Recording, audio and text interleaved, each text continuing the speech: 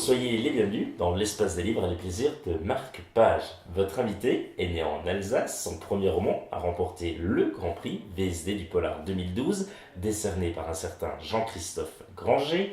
En 2016, elle publie aux éditions Albin Michel Les Petites Filles, prix du Polar historique 2016 et prix Sang d'encre des lycéens 2016. Diplômée en philosophie et éducatrice spécialisée, elle vit aujourd'hui entre la France et l'Indonésie, où elle a créé l'association Colibri pour accompagner les enfants défavorisés. Il s'agit de Julie Eva. Elle vous présente son dernier roman, Le gamin des ordures, aux éditions Albin Michel, qui d'ailleurs, on en profite pour saluer et remercier comme il se doit Marie, qui se reconnaîtra, qui sans elle, cette interview n'aurait pu se faire. Julie Eva, bonjour et bienvenue dans la chronique de Guillaume Sautet. Bonjour, merci de m'accueillir. Nous sommes très heureux de vous y accueillir. C'est la première fois que l'on vous reçoit. Comment allez-vous? Ça va très bien, là, avec le soleil, tout va bien. Oui, c'est vrai, ça sent un peu le printemps, hein, on avance. Oui, on en profite.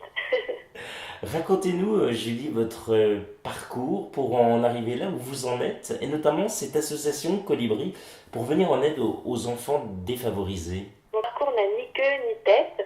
Euh, je suis passée par la case sportive de haut niveau au lycée. Ensuite, j'ai fait un master de philosophie. J'ai fait une année où j'ai testé tout et n'importe quoi. Enfin, j'ai fait des ateliers à l'école primaire, j'ai fait des piges dans un journal et finalement, je me suis réorientée dans le domaine de l'éducation spécialisée. Et quand j'ai terminé mon diplôme d'éducatrice spécialisée, je me suis lancée dans l'humanitaire. Ah oui, quand même, c'est assez éclectique chez vous. Oui, j'ai du mal à. J'aime bien changer tout le temps. J'aime bien renouveler les expériences et du coup multiplier les domaines, c'est ça qui me plaît. Julie, racontez-nous cette association, comment elle est née, d'où est venue cette idée? On veut tout savoir. Oh là là. Eh ben en fait, j'étais partie pour un voyage en Asie qui a duré 4 mois. J'étais toute seule. C'était un road trip, un peu comme beaucoup de gens le font. Et je savais pas trop ce que j'allais faire à mon retour.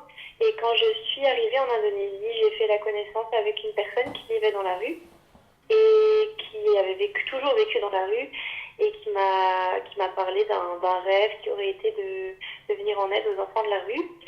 Et puis cette idée m'a emballée et du coup je suis rentrée en France et quand je suis revenue, j'ai créé une association pour aider les enfants défavorisés indonésiens.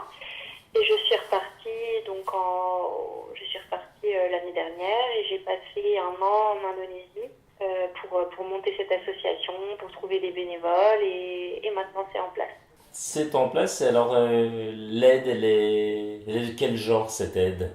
Bah, ça dépend vraiment, on a plusieurs projets, ça dépend un peu des fonds, comment les fonds nous parviennent des donateurs. On va dire que on soutient des initiatives locales déjà au niveau de la culture, de l'accès à la culture, de l'accès à la lecture. Par exemple, on est en partenariat avec une maison des enfants dans un quartier défavorisé qui organise du théâtre, qui donne des cours d'anglais, qui permet aux enfants de lire. Et c'est ouvert tous les jours. Et surtout, là, maintenant, ce qu'on développe beaucoup plus, c'est des parrainages d'enfants.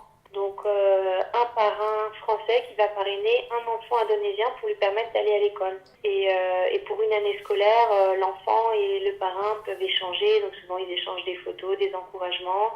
Et du coup, il y a à la fois l'aspect, c'est que l'enfant peut aller à l'école, mais il y a aussi l'aspect d'échange culturel qui est plutôt sympa. Alors comment on fait si on en est intéressé? Là, vous écoutez, pour celles et ceux qui vous écoutent maintenant et qui se disent, mais ça m'intéresserait, moi j'ai envie d'aider ces enfants, j'ai envie de cet échange. Comment ça se passe, Julie? C'est assez simple en fait, vu que on est une toute petite équipe. Il suffit de nous envoyer un mail. En fait, on a un site web, le site web de l'association Colibri, et on a une page Facebook. Et généralement, les donateurs nous contactent. Et à ce moment-là, bon, généralement un parrainage c'est 200 € par année, mais ça dépend des enfants, ça dépend des situations. Donc après, les personnes sont mises sur liste d'attente parce qu'actuellement on a beaucoup de demandes de parrainage et nous on veut vraiment s'assurer que les enfants, enfin de bien choisir les familles, que les enfants soient motivés et qu'il y a un vrai besoin. Donc ça peut prendre 1 ou 2 semaines, on va dire, pour établir un lien entre le parrain et l'enfant. Et puis après, ça démarre et c'est parti pour une année.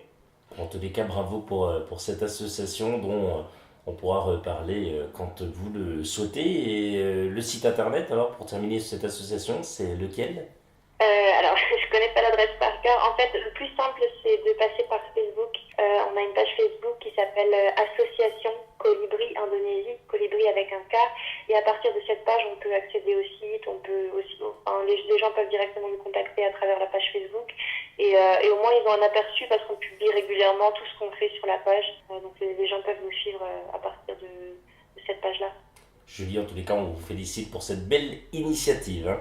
Merci. Quand vous n'écrivez pas, Julie, qu'est-ce que vous aimez faire? Quelles sont vos passions à côté donc de l'association? J'ai pu comprendre qu'il y avait aussi du sport. Vous faites du sport à côté? Non, non, ça c'était c'était la belle époque, ça c'était quand j'étais jeune. Non, non, je plaisante, mais ouais, je fais encore des footings de temps en temps parce que ça fait du bien. Mais honnêtement, j'ai pas beaucoup de temps, hein, parce que je travaille aussi. En tant qu'éducatrice spécialisée, bon, je travaille à mi-temps, mais j'accompagne des MNA, en fait, c'est des migrants adolescents qui n'ont pas de parents sur le territoire français. Donc déjà ça occupe pas mal mon temps. Et sinon, quand j'ai du temps, qu'est-ce que je fais? Bah, j'adore flâner au soleil, j'adore lire au soleil, j'adore aller au théâtre d'improvisation, au cinéma, euh, me relaxer, me détendre, voir ma famille, mes amis, voilà. C'est déjà pas mal ça. Oui, oui, c'est déjà pas mal. C'est surtout pour essayer de se détendre, en fait. Dès que j'ai un moment de libre, je me dis, bon, comment je peux essayer de penser à moi et de me relaxer pour faire le plein d'énergie, pour pouvoir ensuite utiliser cette énergie pour aider un peu les autres. C'est mon objectif. Ah, vous parlez d'énergie, vous parlez de relaxation, de lecture. Ça tombe bien, la prochaine question, elle est simple. On est avec vous, on se dirige tout droit vers votre bibliothèque, on est chez vous. Oui, on est comme ça nous, on s'y installe, il ne manquerait plus que le petit café ou le thé, les gâteaux. Euh, on est face à la bibliothèque, qu'est-ce que l'on peut y découvrir notamment dans cette bibliothèque? Eh ben, tout sauf du polar, pour être honnête. Dans ma bibliothèque, on trouve, alors il y a beaucoup de livres de philosophie, beaucoup de livres de spiritualité, des livres de psychologie, de sociologie, quelques livres de voyage, mais ouais, c'est essentiellement ça. Et c'est marrant, il n'y a pas de polar. Non, il n'y a aucun polar. Je sais que c'est peut-être un paradoxe, mais non, j'aime pas, peut-être parce que j'en écris, donc du coup j'ai envie de lire autre chose. J'en sais rien. Il n'y a même pas de roman en fait, je lis pas de roman non plus. Julie Eva, intéressons-nous cette fois-ci à votre dernier roman, très bon thriller, Le gamin des ordures, aux éditions Albin Michel. Comment vous est venue l'idée d'écrire ce roman suspense? Expliquez-nous. Alors ce roman-là, c'était parce que j'avais rencontré une Rome qui mendiait dans la rue. Et en fait, à l'époque, j'en croisais beaucoup. Et puis un jour, au lieu de ne pas savoir si je lui avais donné une pièce ou pas, je me suis arrêtée et je lui ai demandé, mais pourquoi vous voulez de l'argent? Et elle parlait un petit peu français, donc elle m'a expliqué, j'habite dans un bidonville, il faut que j'achète un réchaud parce que il faut que je fasse à manger à mes enfants et puis je peux pas travailler. Et elle m'a raconté un peu toute son histoire et bon, au début j'étais un petit peu sceptique, enfin, j'étais un petit peu dans le soupçon, j'y croyais pas trop, moi je savais pas que ces gens vivaient dans des sortes de bidonvilles ou à l'écart. Et du coup, j'ai commencé à me renseigner à ce sujet. Et c'est là que ouais, j'ai construit mon sujet comme ça, en fait. Après, j'ai rencontré d'autres familles qui étaient dans la rue, que j'ai essayé d'aider. Ça n'a pas marché. Et, et à partir de tout ça, j'ai construit mon histoire, j'ai écrit cette histoire. Alors cette fois-ci, l'histoire est arrivée, on l'a bien compris. Comment s'est passée la deuxième partie, en quelque sorte, la phase d'écriture, en termes de chapitres, personnages aussi? Voilà, il faut qu'ils arrivent. Parfois c'est fictif, c'est-à-dire que ce sont des gens que voilà, vous avez pourquoi pas rencontrés. Et puis, est-ce qu'il y avait un plan, comme le font certains auteurs? Oui, moi je travaille vraiment avec un plan très très détaillé. Généralement, quand je suis en train de réfléchir à mon intrigue, j'ai comme des idées qui me viennent quand je suis dans le demi-sommeil ou quand je rêvasse. Et j'ai plein d'idées qui me viennent et puis je construis un plan comme une sorte de puzzle en fait. Puisqu'on est quand même dans du polar, donc j'essaye de créer un plan avec du suspense, avec des rebondissements où les choses s'emboîtent, où je m'amuse un peu avec le lecteur. Ça, c'est la première étape. Ensuite, j'ai une grosse étape de documentation, puisque le thème que j'aborde, c'est quand même un thème assez engagé qui nécessite de se documenter, donc l'univers des Roms et les discriminations qu'ils subissent. Et après, dans l'écriture, je dirais que c'est vraiment au feeling. Pour les personnages, je m'inspire beaucoup des personnes que je connais et en même temps, c'est avec mon imagination et je projette sans doute des choses de manière inconsciente ou consciente. Enfin, c'est quelque chose d'assez inexplicable, c'est un petit peu magique. Racontez-nous en quelques mots cette incroyable histoire que va vivre notamment cette famille de Roms. Vous nous captivez du début, n'ayons pas peur de le dire, du début jusqu'à la fin. Bravo Julie. Merci. Le roman, il y a plusieurs intrigues, mais on va dire que l'essentiel, c'est l'histoire du petit Darius qui a 9 ans et qui quitte la Roumanie avec sa famille pour venir s'installer en France, avec beaucoup de rêves, avec beaucoup d'idées sur la France comme le pays des droits de l'homme. Et en fait, quand ils arrivent, ça se passe absolument pas comme prévu. Ils vont se retrouver en errance, ils vont aller de bidonville en bidonville. Et là, au milieu, dans leurs errances, le petit garçon va disparaître.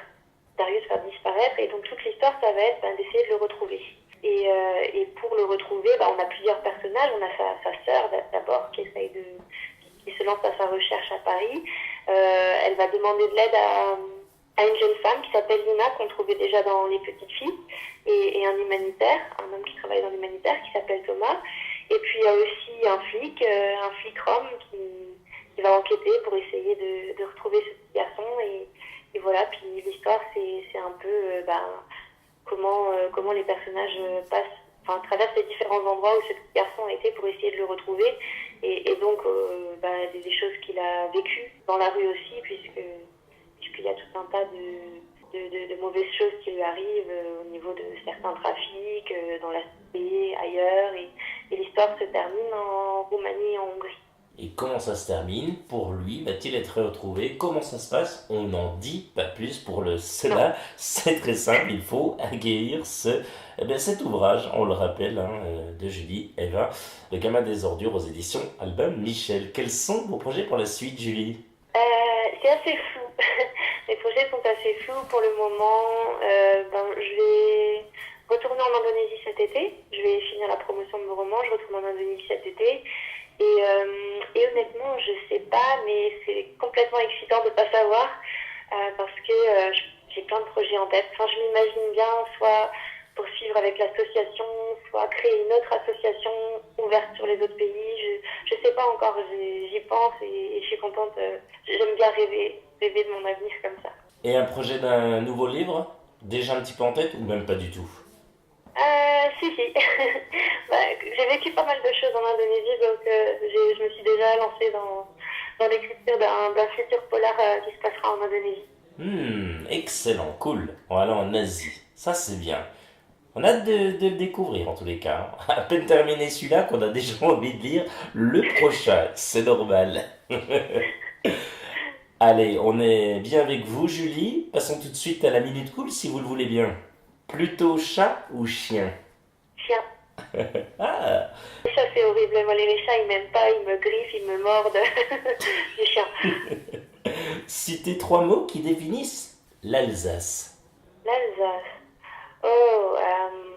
Belle, diverse et traditionnelle. Ouais. Sortie entre copines ou en famille? Ah, entre copines. La dernière série que vous ayez vue, c'est laquelle? Ah, non, je peux pas le dire. Je peux pas le dire, j'ai honte. Ben dites-le si. C'est un truc pour ados, ça s'appelle Sex Education. Oui, sur Netflix, c'est ça? Oui, sur Netflix, Oui. j'ai honte. Oh mon dieu. Mais non, n'ayez pas honte. Écoutez, au moins vous l'avez dit. Non, mais non. On prend. La réponse Faut être honnête, il faut être honnête. Exactement, la réponse est valable. Si vous êtes seul, imaginez-vous Julie, et vous qui également êtes avec nous, on imagine Julie, elle est seule sur une île déserte, personne n'est là. Quel objet elle aimerait avoir avec elle. Un bon livre. Ah, si vous étiez un personnage célèbre, ce serait lequel? Un personnage célèbre. Oh là là, alors j'en ai aucune idée. Peter Pan. Ah, Peter Pan, pourquoi? Parce que... Peter Pan parce que si je pouvais voler au-dessus des nuages, pour moi ça serait juste merveilleux. J'en rêve. Et ensuite parce que Peter Pan il est éternellement enfant et éternellement libre et je pense que ça doit être un super ressenti. Bon, vous êtes notre Peter Pan à nous, Julie. Enfin, Julie, si vous aviez un rêve, ce serait... C'est une question difficile parce que j'ai l'impression que beaucoup de mes rêves, je les ai déjà réalisés, comme être écrivain ou faire de l'humanitaire.